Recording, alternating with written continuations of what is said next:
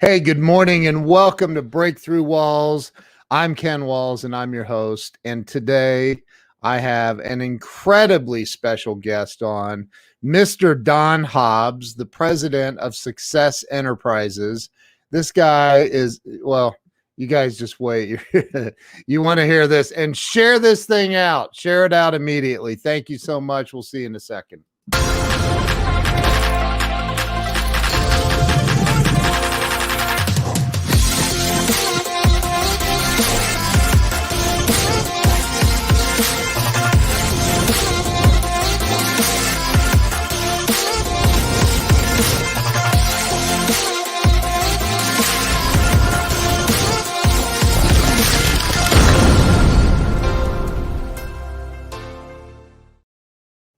And we're back. Let me bring Don on. Don, welcome to the show. Thanks, Ken. Nice to be here. Finally. I'm excited to have you here. So, wow, I don't even know where to start with you, man. You are connected to, I thought I was connected. You know, I'm friends with Mark Victor Hansen. Right. So are you. But see, you've had dinner with them. I haven't yet. So, but yeah, so let's start with, I started this show it was a little over 3 years ago, and it was to help people have a breakthrough in life. And so that's what this is about. Sorry, I had to block a spammer on the comments real quick. So, I think, Don, that we grow and have breakthroughs in life when we hear how other people did it. Right. Yep. And I think that your story is going to be incredible. So why don't we start with telling everybody where you were born and raised? Well, I'm a Southern California boy. Really? We're going to go that far back? Let's do it from, yeah. 7 years ago. Yeah. It was what? I said 7 years ago. Right. So I'm a Southern California boy, born in El Monte, California, which is, it wasn't the other side of the tracks or the wrong side of the tracks. It was right near the tracks, but it was not exactly the most opulent upbringing. My mom and dad were great parents, and yet they went through a divorce at some point in time, and that created, of course, its own adventure. My dad and I were not close. I say that because it'll become important to the story at some point when I continue that, and that I didn't have a strong male figure in my life. But what was real fortunate for me was I got a chance at a very early age, 18 years old. We had moved to Orange County by that time, which may not mean much to many of your listeners, but it's a very different world. It was a big jump. And I got a chance to be invited to go see Jim Rohn speak, and that's where a lot of my personal growth. That's where the Mark Victor Hansens came in. That's where a lot of that stuff happened. But I was a good student, had an interesting career path, and I was actually a professional trap shooter. I used to be the pro at the trap and skeet range. So hardly anybody knows that, Ken, and that's one of those things that I intended to be in the Olympics, and wow. Was planning on being in the military because that was a great way to get into the Olympics. And that was back in the day when the Olympics was really the amateur sporting world. And I had to maintain my purity, and I'd won so many tournaments and was leaving all this purse money on the table. And I finally said, no, I gotta make the money. And of course, short-sighted at 14 and 15 and 16 years old that I would, not see the future. Yeah. But anyway, I made the decision to not do amateur and go pro, and then became a pro and whatever. But then, when I met Rohn, it was a big change for me. That was, I was not in that space. I had never been exposed to anything like that. And so you moved from what was the original town? El Monte. It's a part of LA. Yeah, it's a part of Los Angeles. And then you moved to Orange County. Now I have friends in Orange County, and it sounds like I've never been there, but it sounds like it's a more affluent area. Yeah, it's a magical place. Orange County's got a beautiful beautiful way about it, and it's right on the ocean. Although there's Yeah. LA, Yeah. can also get to the ocean, but Yeah. Yeah. but yeah, it's a Laguna Beach. Some of the most famous, beaches of the world are there, Yeah. and so Wow. yeah, that's where we And moved. and so how and at what age did you hear Jim Rohn speak for the first time? 18. So I had 18. I Okay. had bought a home, and I had moved a condo. I had bought a condo At and moved. 18. Yeah, Wow. and had moved away. And my mom called me one night and said, "Hey, I've got I ran into a guy. I went to a seminar, and here's the classic line. He reminds me of you." So that That's awesome. That's not a bad person to be reminded of. Like, right? Like, yeah. So I'm compared to Jim Rohn all the I'm- time. I'm No thinking- big deal. No Yeah. biggie. So I reminded her of him or something like that. Anyway, so I ended up going to see him the next month. And of course, this was, again, coming from small town, going into the Westin South Coast Plaza Hotel, these chandeliers and all that stuff, 1,000 people seeing Jim Rohn. It was pretty magical stuff. I mean, it was very impressionable for me, a real impressionable time. So what you were, how old were you then during that transitional period? Were you 18, still in your teens? Yeah, 18. Yeah. Oh, okay. No, I mean, when you moved to Orange County, was it was 16. Okay. 16. So did you, because I came from a divorced family too. Yep. I decided that I would push every possible limit that there was when I was a teenager. Awesome. And as a result, I may or may not have ended up in a little bit of trouble, but we won't talk about that. But so did you, that's where it all started, huh, Ken? Now that explains a lot, actually. Yeah. So I had to study. Yeah. Anyway, so you did you get as a kid, was there any did you find yourself in any trouble? Did you do anything that like people are like, nah, don't do that, Don? Yeah, I not so much. I wasn't a perfect kid. Mom found out later some of the stuff that I did, but I was not the you would not expect it of me. It was one of those things where I experimented like kids do, did things that I probably shouldn't have, and yet it's all part of growth and learning and growing up, right? And so later I was able to say, remember that time when? Did you know that? That was me. But no, for the most part, I was a good student. Pretty much a straight A student, and really worked my butt off, and had a good work ethic and all that. So, did you go to college? I didn't.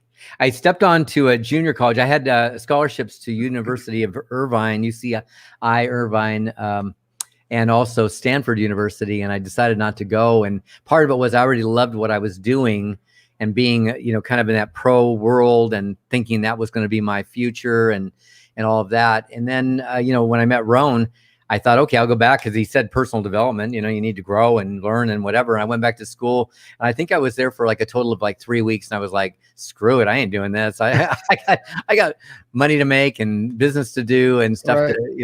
It was just not, it was not me.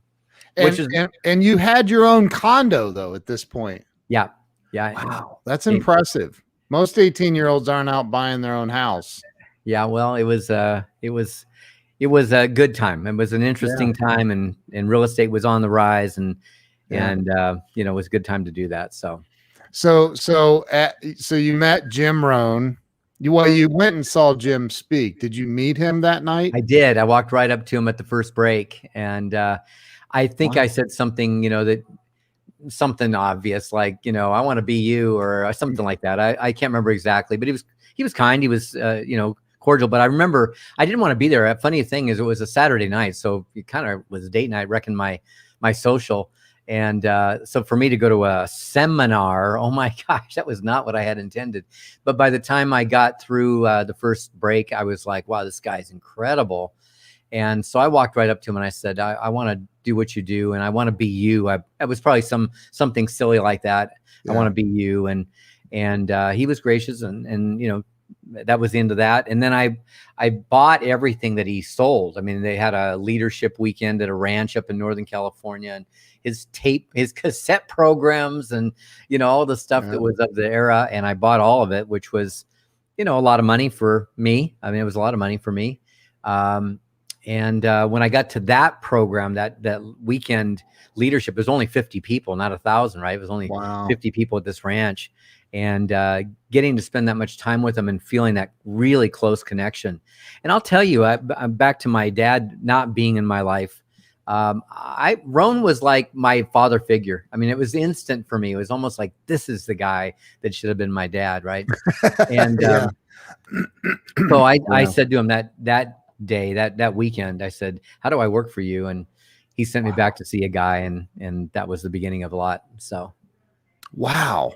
So you went to work for him at that point? Yeah. Doing what? Selling tickets to his programs. Wow. They were filling rooms like I was in. 1,000 people had incredible story for those of us that are kind of in this industry. It's crazy if you think about this. So this is 1976 and 7. They were putting 1,000 people in a room, 10 different rooms in California every month. Oh my gosh. 10,000 people live and in person every single month in California for years. I mean, that was probably 3-4 years before it started to slow down at all. And we broke the company up in different parts. And another funny part to that, and you may remember this, I think we've talked about it, but I was with Jim about 3 or 4 months, and this big gawky kid came to one of the then programs, the evening programs like I'd been at. And it was Tony Robbins. So he was 17. And so gosh. He came to work for the company a couple months later, and we also had another guy there, and I forget the exact how he would fit in, but I remember meeting him then, and he was around Roan, and he was around another guy that had been part of Roan's past, and his name was Mark Hughes, and he went on to become the founder of Herbalife. So we were all, and he was 19. I think we were all. So you know Larry and Taylor. I know Larry and Taylor quite well. Yeah.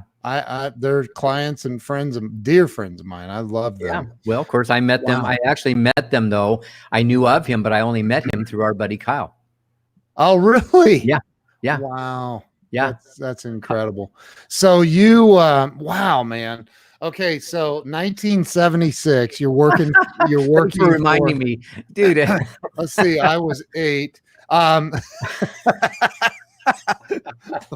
We don't have to go there, but so I never did like you. I never did like you. I never did like you. Wow, you're like, this interview is over. So you, wow. So Tony, you worked with Tony Robbins at Jim Rohn wow. So eventually we were both salespeople in Jim's companies. And then eventually when it kind of split up into different parts, I kind of changed the name and all of that. Tony ran Los Angeles and became the regional guy up there. I was running Orange County, and we had, I think there was 5 partners with Jim and another president. And that was some years into it, but yeah, that was real exciting times. And of course, Tony was not the Tony Robbins we know exactly, but man, he certainly had the traits of the guy that does it, right? Yeah, that man. So he's a quiet fellow, isn't he? I'm just I'm looking at you going, what? I don't know what you're talking about. No, I hear the words that are in your mouth. I don't understand what you're saying. Yeah. Yeah. So wow. So what was it like for you? Because that had to be your first sales job, I would imagine. Yeah. What was that like? I mean, Jim Rohn obviously wasn't who we know now. Like, I mean, what was it like?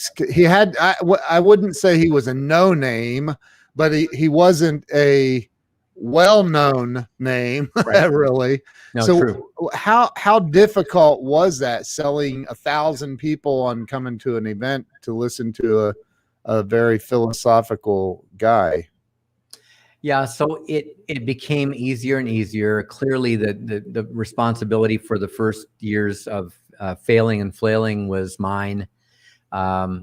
I wasn't good. I mean, I was young, I was speaking to groups that were twice my age, 3 times my age, going in and doing presentations. I'd never spoken in front of people. I mean, there was so many elements it was all new. I mean, the whole thing was freaking new, right? And so I flailed. I mean, I really did flail. And fortunately for me, I'd done well enough in the other career that I had a few assets. I mean, we laugh and go, most of what I was selling during that time was my furniture and gold jewelry I had, and guns that I had horse traded and all that stuff. So I had to liquidate pretty much everything in my life to keep it afloat. But I'll tell you, I was a couple of years in, and it's a funny story because my mom is still with us, and she attends almost everything. If I do a Zoom thing and there's 500 people, she's there. She's watching everything. And that's awesome. But she and she forgets this part, but I have reminded her a few times that she was getting all the nasty grams because she was my permanent address. Her address was my permanent address. When I moved, a lot of the stuff didn't move, my car loan, all that stuff. So when I was not paying bills, she was getting the call. She was getting the nasty grams and all that stuff. So I remember her calling me going, I think you need to get a job. And, it wasn't a great time. It was hard. And I remember saying to her that, it was hard enough keeping my own head straight and my own mindset in the right place, attitude in the right place, but I didn't want to have to fight over that. I didn't need that kind of discouragement. I said, I just won't be able to hang around with you as much. I mean, I just need some space to make this work. And I also knew, Ken, I also knew that at that age, 18, 19, 20, that I had so little in the way of global worldly commitments that if I was ever going to fail, now's the good time. Later ain't so easy to switch when you got family and commitments and big houses and whatever else. So I just kind of knew it was the right time for me to do that. I was very committed to it, and flailed and failed until it worked. There's nothing quite like coming home to the electric being turned off. I don't know if I've had that happen in my life, and it sucks. Had the threat. No, I've had the threat many times. The pink notice, right? The pink notice. So all the neighbors see it too. It's like, thanks for that. Yeah. So you eventually it started clicking though. Oh yeah. So I think it was then. I feel like I'm getting feedback. Are you getting that feedback? No, it happens once in a while though. Okay. I'm sorry. That's okay. I just want to make sure that it's not interfering with your with this enterprise of yours. No, I think it was probably in my 20th year or 21st year. I don't mean with Jim Rohn. I mean 21 years old. Somewhere in there, I went from nothing to big. I mean, it clicked. It made sense. Yeah. I built up those skills, the speaking, all of it started to make sense. I was getting bigger exposure, connections were getting me to better places, bigger groups, more sales. And I that year, whatever year it was in that range. I made 6 figures for the first time. And I went from literally, I would say starving, probably making $15,000 a year to 6 figures in 1 year. And I remember Rohn saying, he used to have a funny way of saying stuff, but good on you, Donald. Good on you, Donald.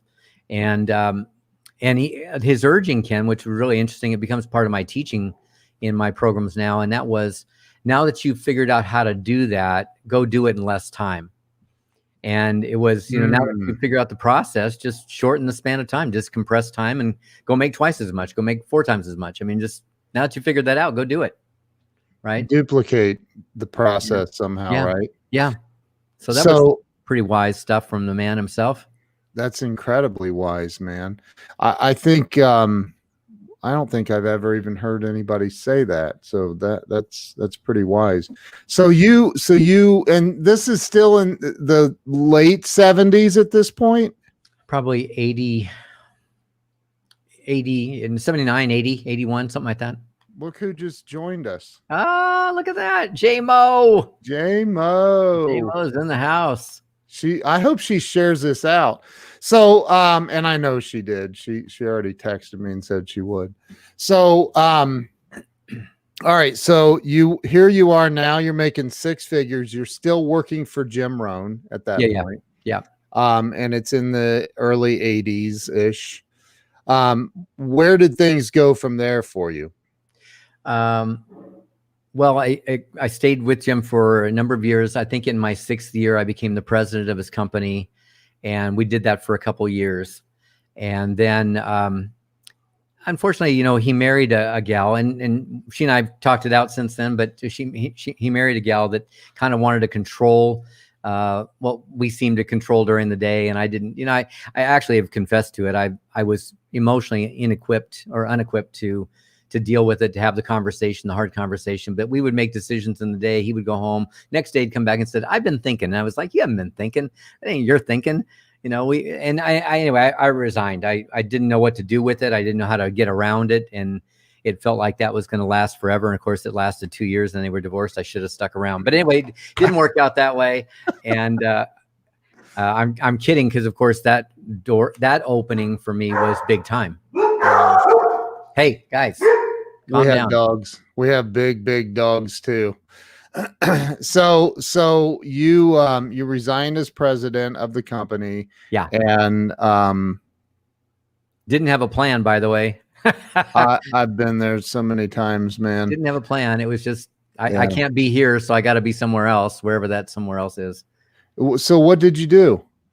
So I had a friend who was a roommate at the time, and had been with Jim Rohn, and a guy who had asked me to, good job, JMO, had asked me to hire him at Rohn's company, and then Rohn asked me to fire him at some point. So now he's my fired roommate, which is a bad combination. Jeez. No.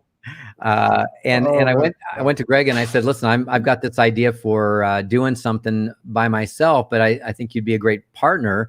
And I think back to it so often now. And I don't know who your most obvious listeners are, but very often when we start something, it's like, "Hey, I don't know what I'm doing. Do you want to join me and not know what we're doing together?" I mean, it's like misery loves company. There's something in there about, we can flail together, and I invited him into that, and we started a company, and we knew we didn't want to be Tommy Hopkins, and we knew we didn't want to be Jim Rohn, and we didn't want to be, Zig Ziglar. We didn't want to duplicate, but we had to figure out something that was going to be unique. And I had a following because of my position where I'd been, had a group of people who admired me, liked me, followed me.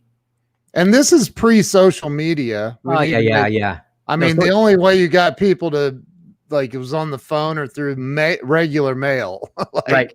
No, yeah. I said, I was telling somebody the other day, I was laughing saying, no, social media for us was we would, because Ron and I traveled the country together around the world doing stuff for network marketing groups and speeches, corporate speeches. And we flew to, I'd fly to Cleveland and speak to 500 people and go, "Hey, if you liked it, we're coming back in a year. Tell somebody." That was social media, right? Right. So we didn't have the advantages. But that was a really interesting beginning, because we didn't, as is so often said. I mean, even Stephen Covey, begin with the end in mind. That's a great thought. I didn't have that thought.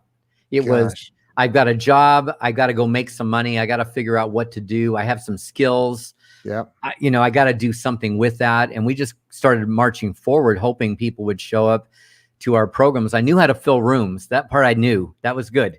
Yeah. I didn't know how to deliver on the other side, because, carrying somebody for a 40-minute presentation in a group was very different than holding down and having people be, enthralled for a day or two or three or whatever that turned out to be. Eventually, we ended up with 3-day programs, but we built a program around realtors. And that was actually, for me, probably the biggest fame, if I had fame ever, was we got really known well in that real estate niche, and built a unique world around personal branding and marketing. And in the real estate space, the pitch was, it's not good enough for me to call, "Hey, Kyle."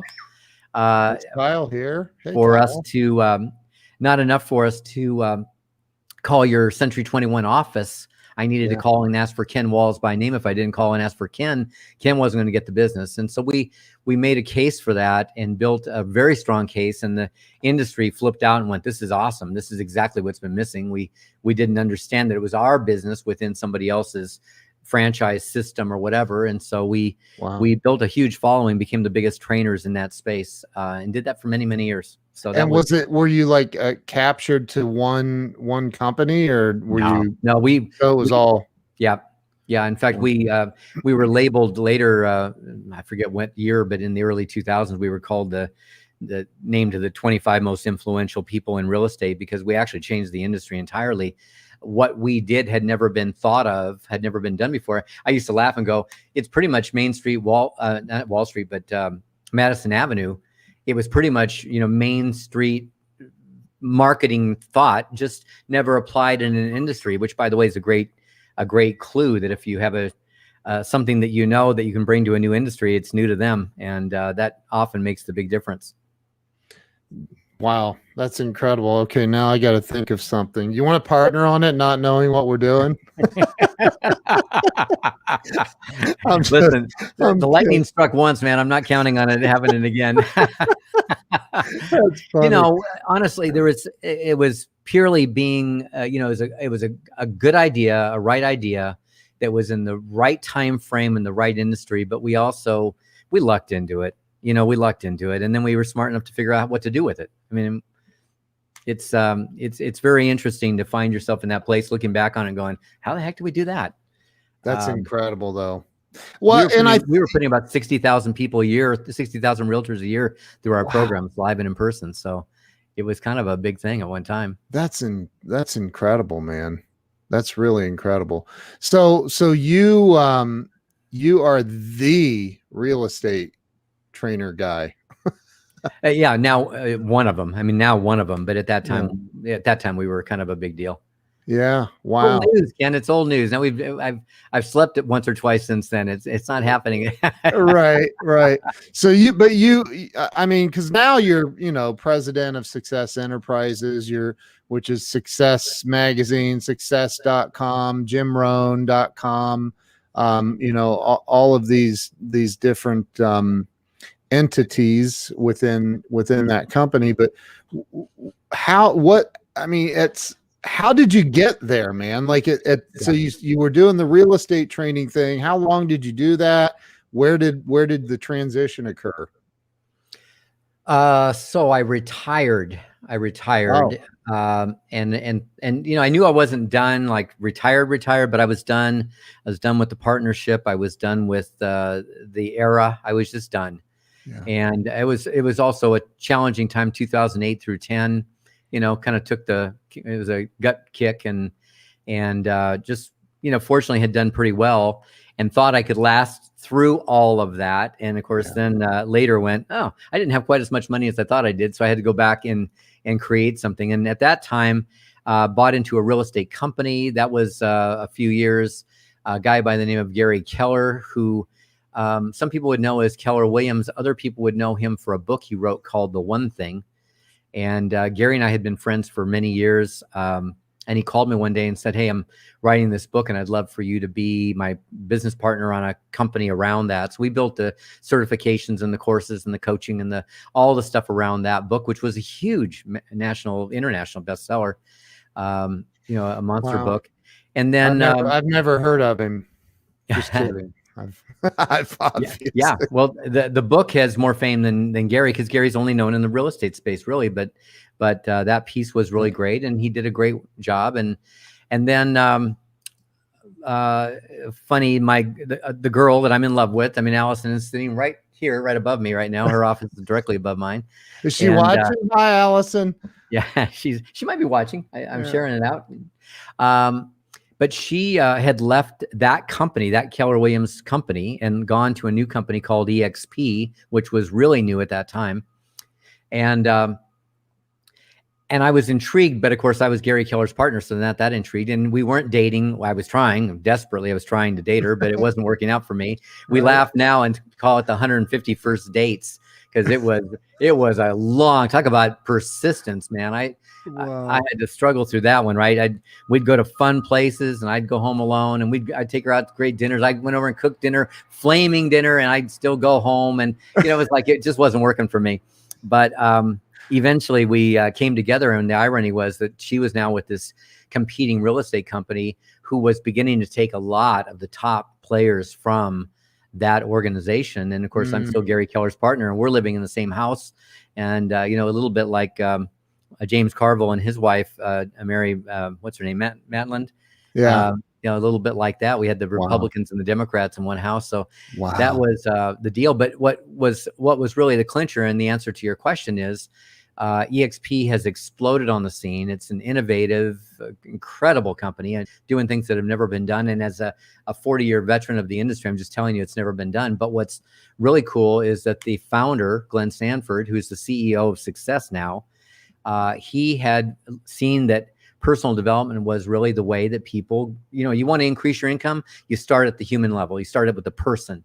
Yep. You develop the human. And he had bought Success Magazine for, at that time, like 20-some thousand agents, now 55,000 agents.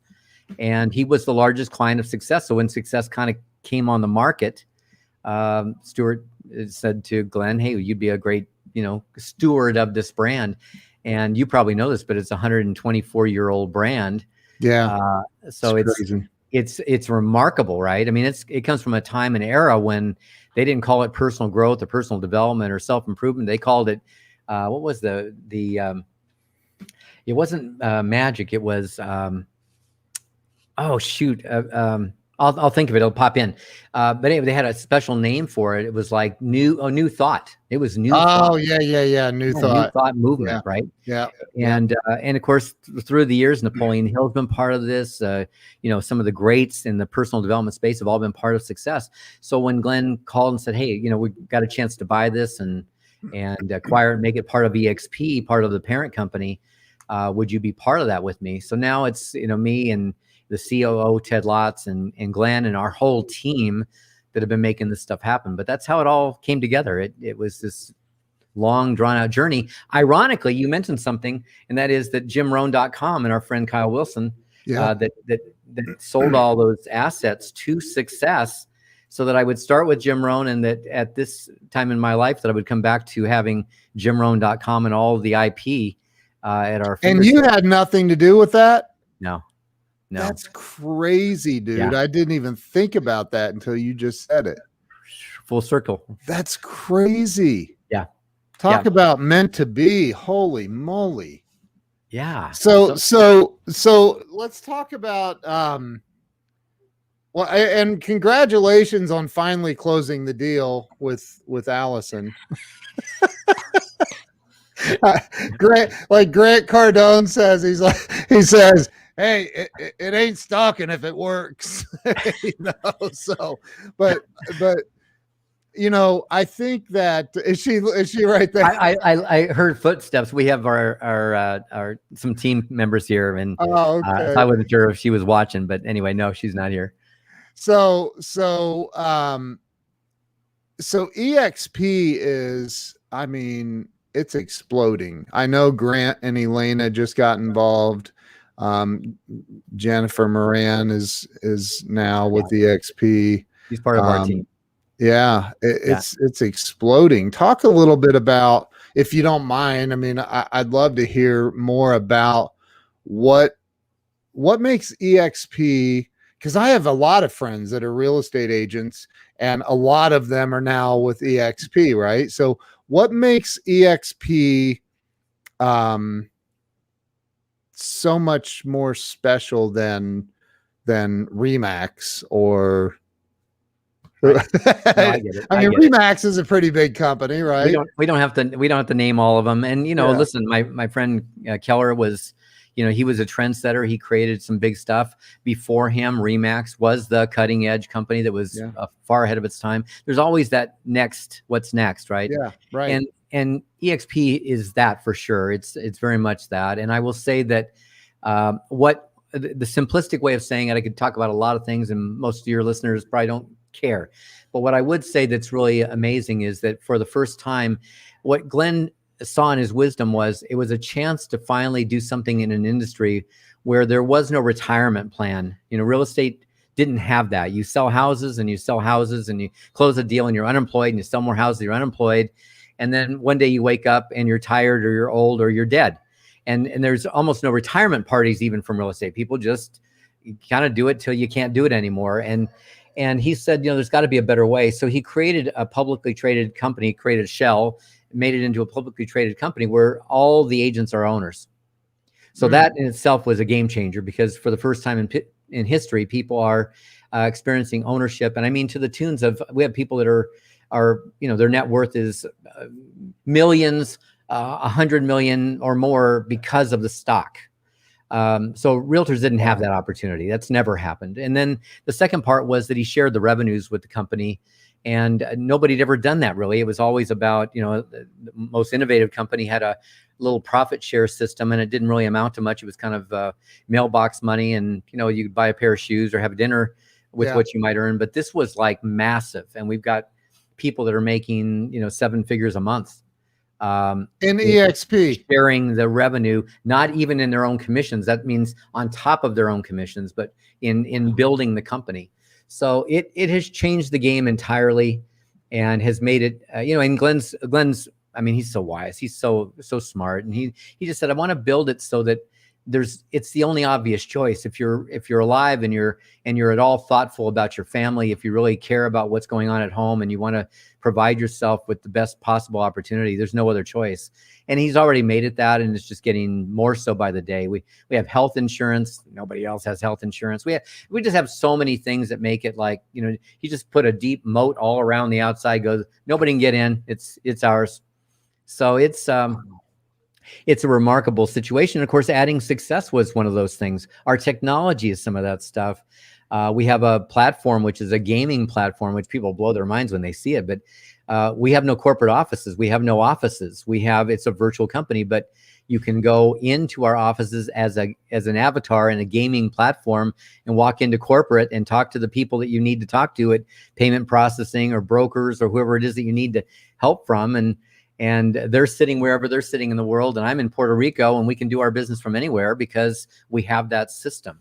And when the pandemic hit, it just amplified everything that was already great. It just made it even more obvious, because most people couldn't find their offices, their coworkers, their brokers, and everything for us was exactly as it had been the day before, and just as easy, right? So I don't mean to diminish what has happened the last 15 months, but I'm just saying from a business point of view, we were unaffected in large part because of the system we operate. So anyway, long answer to a question you probably didn't want that long an answer. No, that's a perfect answer. I love that. I think that because a lot of people during the pandemic, when the lockdown first started, a lot of people crumbled. And they, because they were so, their business was so concreted in, man, it's like it was brick and mortar only. Like they didn't know what else to do.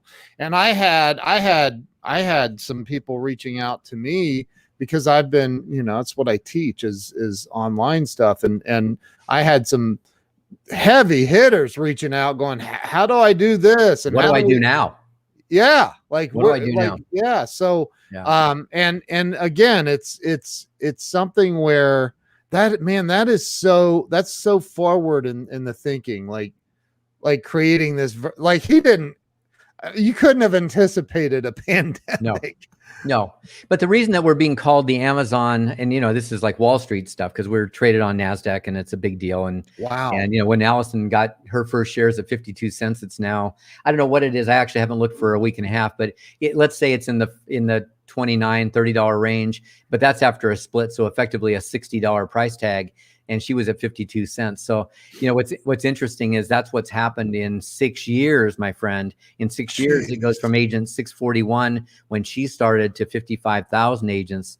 And I guess I would say this too, that no, we didn't respond to the pandemic. It was already the thought. But why they call it the Amazon is because nobody saw that Amazon would take out Circuit City. Nobody saw that taxis would go away in large part or be tremendously impacted by Uber. Nobody saw that Airbnb was going to be a different way than what's gone on. And that's what we are. It's the interrupter.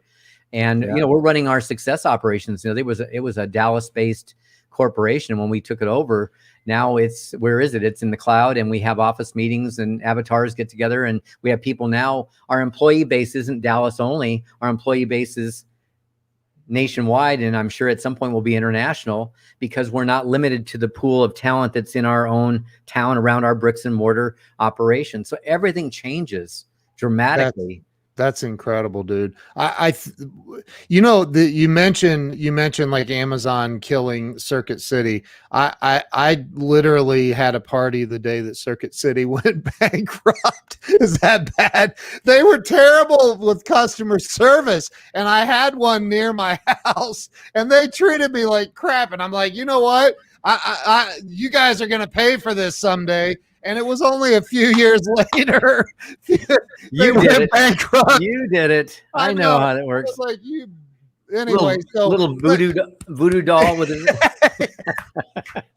Yeah, it's like Steve Martin from Planes, Trains, and Automobiles. You're messing with the wrong guy.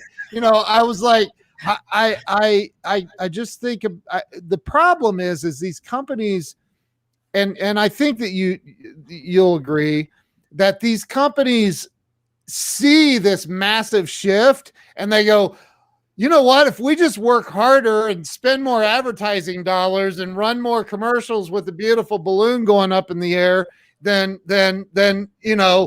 we'll get that market share back, instead of going, how do we shift and do something similar?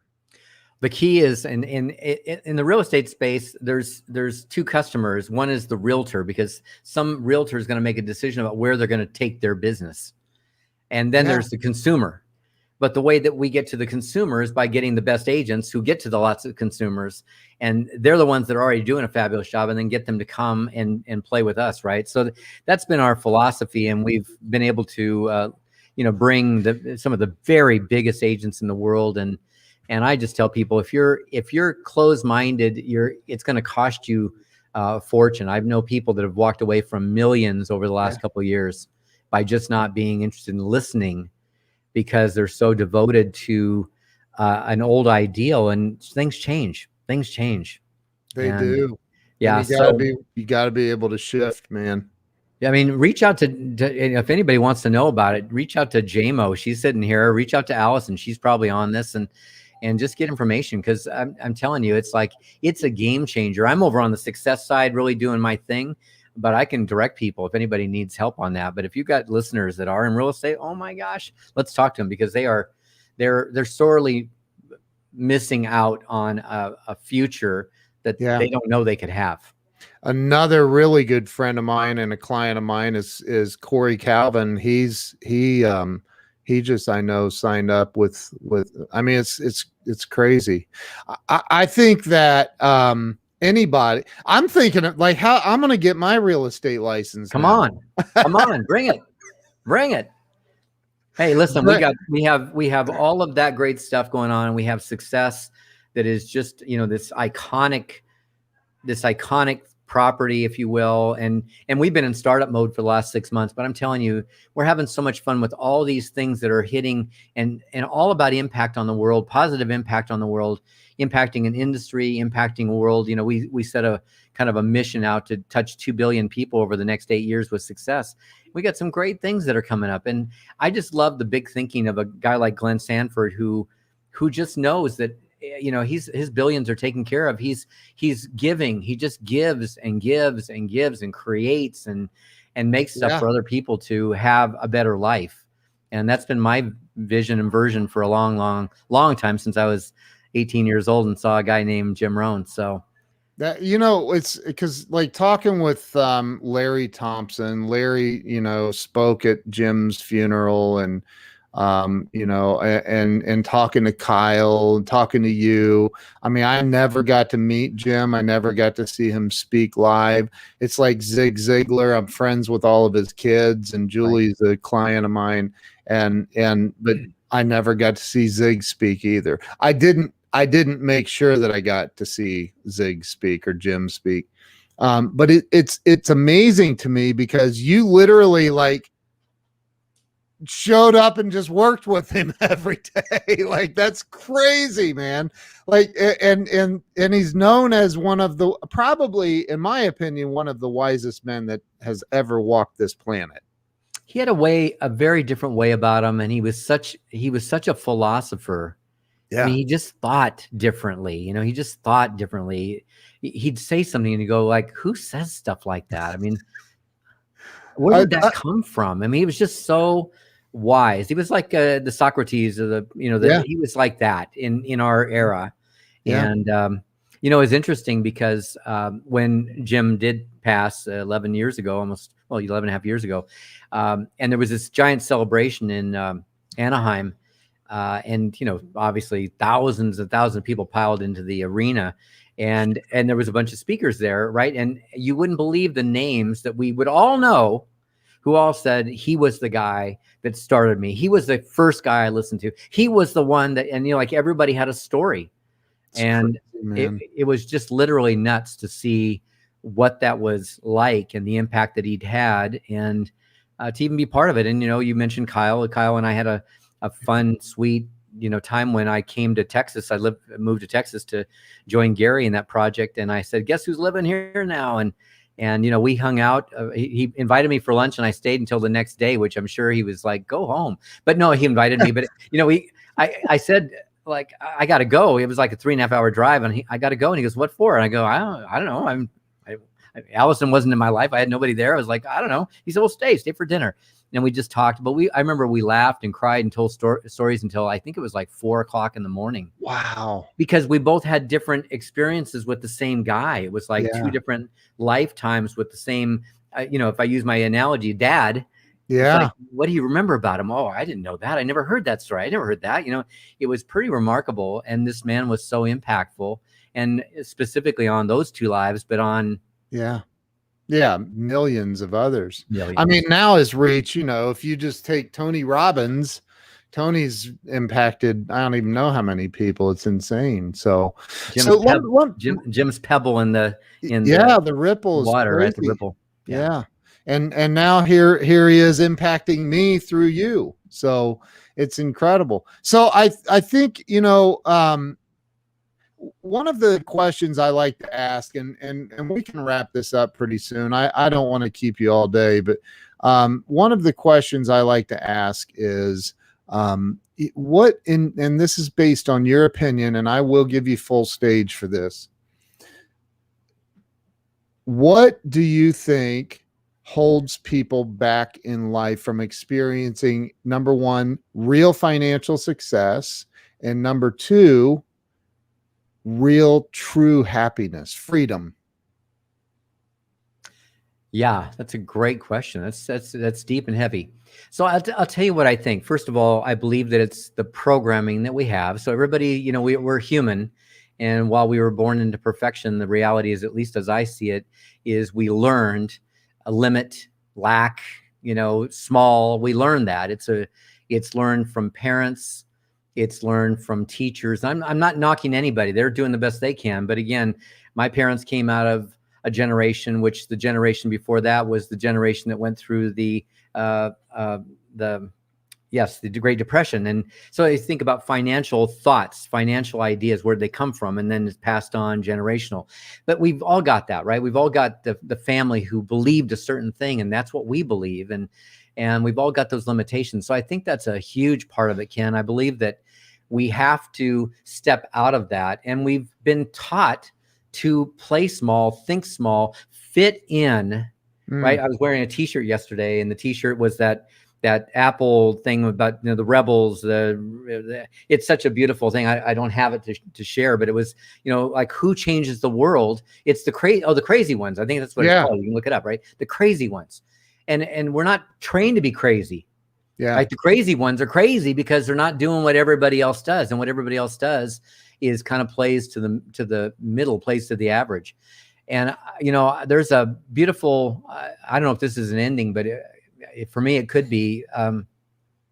I watched a movie. I'm a big sports fan. I used to have season tickets for the Kobe and Shaq era of the Lakers. I was half court for their whole lifetime. And then I built a Laker locker room in my house. I had all the signed jerseys and shoes and Wow. just crazy. I had a monster collection of stuff.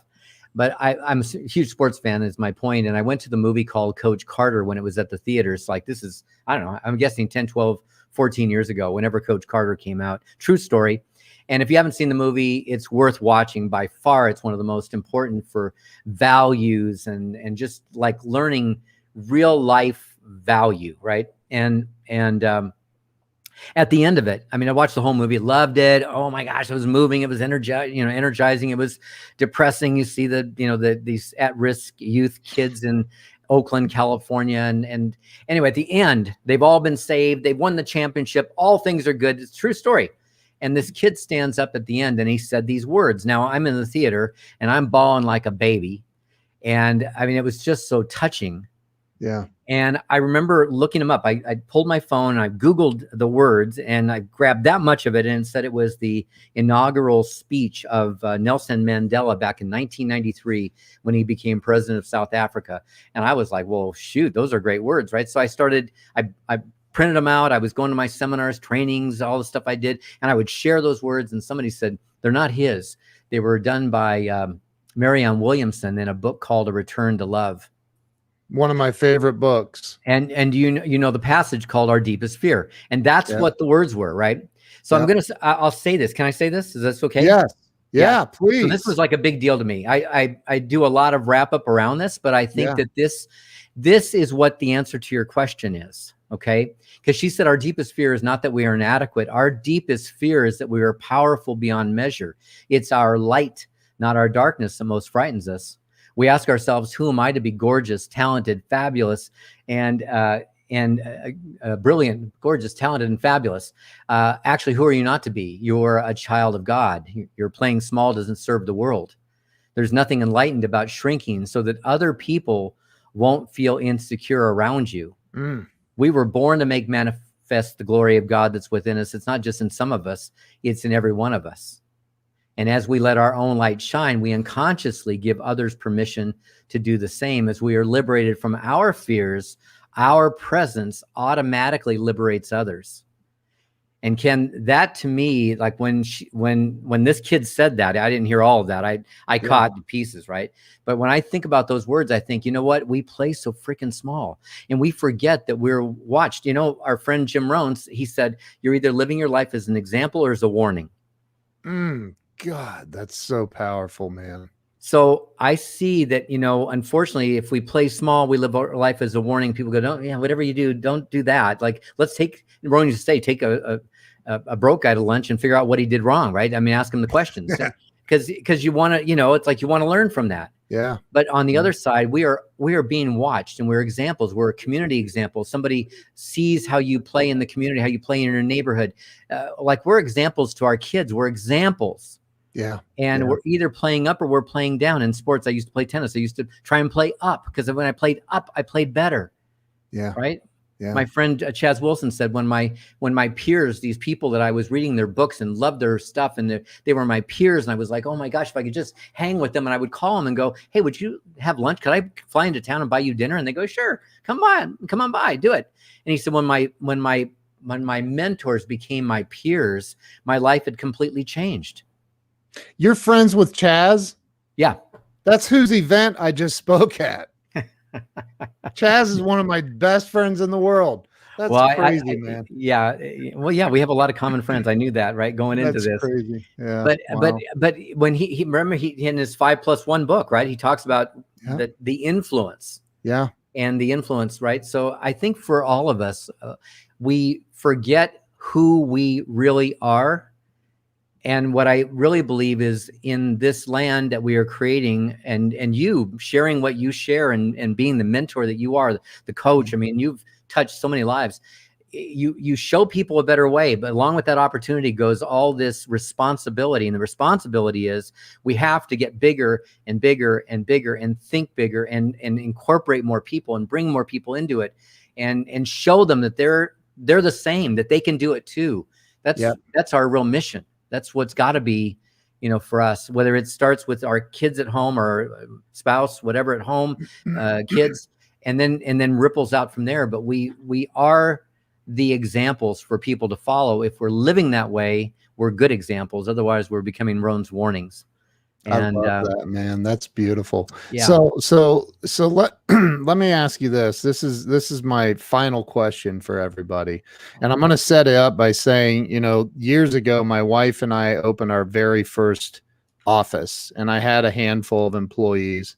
And there was this guy that worked for me that was a big dude, and he comes walking into my office one day and he says, "Hey, boss, there's some dude out in the parking lot looking in the windows of your SUV." And I'm like, "Dude, you're bigger than me. Go kick his butt or tell him what do you like."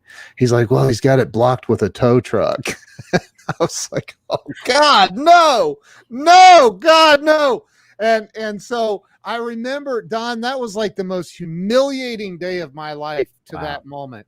And I think that during the pandemic, a lot of people experienced unbelievable things. A friend of mine runs the suicide hotline for the state of Ohio, and he told me that the numbers had just skyrocketed. Suicides went up, everything. It was crazy. For the person who is at the end of their rope, maybe they just had a car repoed, the electric's getting shut off tomorrow, they don't know what to do, they feel like they've tried everything. I love Tony Robbins' little bit on that. Really? Everything? But like, for the person that doesn't know which way to turn right now, and I think we've all been there, what do you say to them if they're listening right now? What do you say to that person to help get them over the hump to the next moment? Wow, that's a tough one. I would say, remember who you are. Remember the truth of who you are, not what's going on. We're not our stuff, and we're not our circumstances right this second. This is a moment. I mean, I've not only had the chain wrapped around the door so I couldn't get into my office without paying the rent. I've had a car repossessed. That this is just the now, and it's not forever, and it will pass. Read a book, find an inspiration. If they're listening to this, they're in a good place. I mean, this is be like one of my favorite. Go here, watch this, listen to this, and I think it's really just remember that you are capable of so much. And probably the thing we forget when we're in downtimes is that we've had so many victories. We've won. Right. In the game of life, if we were, looking at game, I'm a big basketball fan, as I said. So now we're in the playoffs and you get 48 minutes. Hey, we're behind, but we're still playing, and it's not the final buzzer yet. And we've still got time, right? We've still got time on our side. I remember watching the Lakers claw back against the Dallas Mavericks. Somebody will hate me for remembering this story, but they were 32 points behind and they came back to win it. And I left the game because I was like, I ain't gonna sit around for a slaughter like this. I missed the most exciting game of all times. But I'm telling you that we're never out. We're not done. Don't quit. You don't fail until you quit. And there's no reason to quit. There's lots of greatness ahead, and we've all got that greatness inside of us. And that's why I wanted to say that those Marianne Williamson words, because our deepest fear says, like, we're playing small, but we don't need to. It's our bigness is what's amazing, how big we can be. And I think for people to remember that, get a coach. I know that if you're struggling right now, it's not the time you're going to go, hey, I need to sign up for a coach. But coaching is a big thing. If you're struggling, if you really want to get to someplace different, we're doing some great work with that and setting up coaching and coaching certifications. But I mean, if you really want something more than where you are right now, whether you're down, or whether you're just down, or whether you're up and wanting more, the answer is not that different. The only difference is the degree to which you have to reach down to your bootstraps and pull it up and go, step into my greatness, because we were built for it. So you are an amazing human being, and I'm very grateful that you invested the time with me and with the audience today. And I'd love to have you on 100 more times. Well, if you invite me 100 times, I'm going to be here 100 times. No, I love this. You and I we knew of each other for a long time. Yeah. But we didn't get a chance to meet till, I don't know, a few weeks back. And when we did, I was like a brother from a different mother. Like I love this guy, right? I knew we were going to hang out. So I'm glad we got to do this. And thank you for inviting me to be part of it. I'm grateful. And just to be clear, I would be a younger brother from. Yeah. From a different, by the way, not the same father, apparently, that Kyle and I had, right? Different. Yeah. We're getting very convoluted here. Hey, can I give them a reason or a way to reach out, Ken, and make sure that they can be in touch? Can I? Yeah, and I have your website scrolling across the bottom there, but yeah, definitely. I was going to ask you, where can people find you, follow you, reach out to you? Yeah, so the easiest way would be through email, would be one way, and of course that's dangerous. My social media, actually, the real Don Hobbs on Instagram for me personally. And if they're interested in coaching or a coach, then we've got ways through successcoachingcertification.com. Come and play with us. We're changing the industry dramatically, and I'm really excited about that. So I feel like we've been given an opportunity of a lifetime to take something that was so important to so many people and make it bigger and better and give it back to them and give it to them in a bigger fashion. So stay tuned to what success.com is doing and what we're doing in our communities and our Achievers group. It's free. You just come in. It's our social platform, the Success Achievers community. Just like get around, and we are just come. I mean, we're just open arms right now, looking to help everybody who wants help, including the person that you just asked about. Anything we can do. We've got resources, and we want to help people and make a difference. So I want to be embedded in that community. I think back to and Mark Victor Hansen talks about the Nightingale Conan. Did you ever like subscribe to what was it, the cassette tapes they would send out once a month with Jim Rohn, I don't know if it was Jim, but there was a lot. But like you guys, Nightingale, all those guys, right? You guys are doing some very similar things where you're constantly trying to help people get to the next level. We're reaching out in so many different ways. Just making sure we are there as people are looking for help, right? That wherever they're looking, we're there. And we just launched, you probably didn't even know this, we just launched our new franchise for co-work space, which is going to be a retail co-work space, which I'm so excited about, because I can't believe we're going to see Success's name all over the streets. Wow. And we've got co-work, coaching, and coffee. The Success Cafe is going to be in each one of them. So you and I aren't going to meet at Starbucks anymore. You and I are meeting at Success Cafe. I hate Starbucks coffee. Well, you're going to love ours because it's Success Coffee. You're going to love ours. And so much fun stuff coming. So I just feel like I'm a kid in a candy store, and we're just so fortunate to get dropped in on this stuff. And if I get to play with are you franchising that? Like your franchise, the co-work space? Yeah. Really? Our co-work guy just told me the other day, he said, we have never had a franchise that we've launched that has had as much interest as this one. I'm like, I know, because it's freaking brilliant. I didn't think of it, but I'm just saying it's freaking brilliant. It's really going to be spectacular. So Brandy, that's amazing. I love Brandy. Yeah. Hey girl. Yeah. See, Brandy said we need one in Dallas. We need one in Columbus, Ohio. Well, bring it, guys. It's a franchise. Tell me who wants one. I'll take one. I want one. Welcome to the Oprah Show. You get a franchise. Ken, you are a kick, man. I can't wait till we have the other 99 shows, or maybe it's 100 more. But anyway, whatever it is, somewhere near 100. We need to do it, man. Yeah. You know what would be fun is to get you, me, and Kyle, and maybe even Mark on all together. That'd be fun. Mark and throw Crystal, Jeffrey Gittimer in there too, just to stir up trouble. What a hoot that would be, right? If you can handle it, we would definitely like to do that.